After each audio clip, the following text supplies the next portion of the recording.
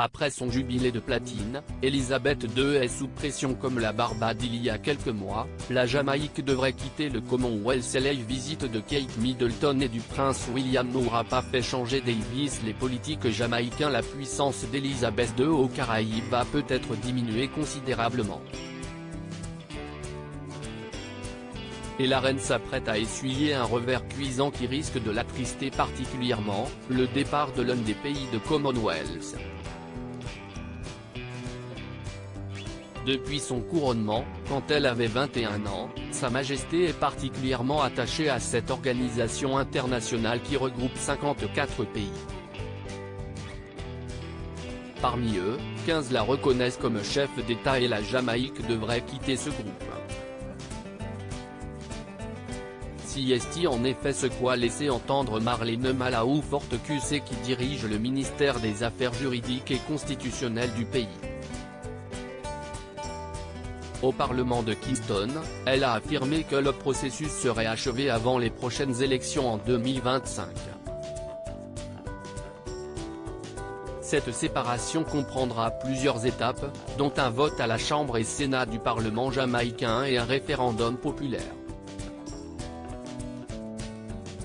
L'objectif est de produire en fin de compte une nouvelle constitution de la Jamaïque, promulguée par le Parlement de la Jamaïque, pour, entre autres, établir la République de la Jamaïque en tant que république parlementaire, remplaçant la monarchie constitutionnelle et affirmant notre autodétermination, a-t-elle affirmé. Je suis heureux d'informer cette honorable chambre que le travail pour atteindre cet objectif, tout en se faisant par étapes, a officiellement commencé. Cette décision radicale de devenir une république est intervenue après la tournée royale exceptionnelle du prince William et de Kate Middleton dans les Caraïbes. Il y a quelques semaines, les Cambridge se sont rendus de l'autre côté de l'Atlantique pour accomplir une mission donnée par Elisabeth II et tenter d'empêcher d'autres pays de suivre les pas de la Barbade. Le prince William, son discours inédit n'a pas changé la donne durant leur voyage, les Cambridge ont été chahutés à plusieurs reprises. Face au prince William et à Kate Middleton, le Premier ministre jamaïcain n'avait pas manqué d'évoquer la future indépendance de son île.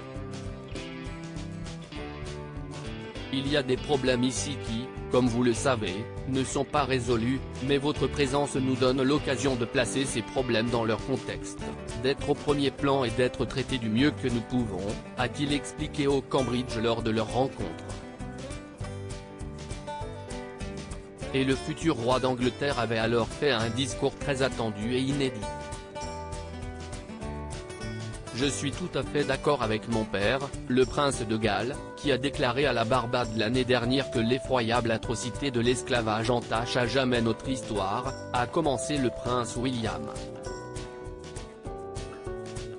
Je veux exprimer ma profonde tristesse. L'esclavage était odieux. Et cela n'aurait jamais dû arriver.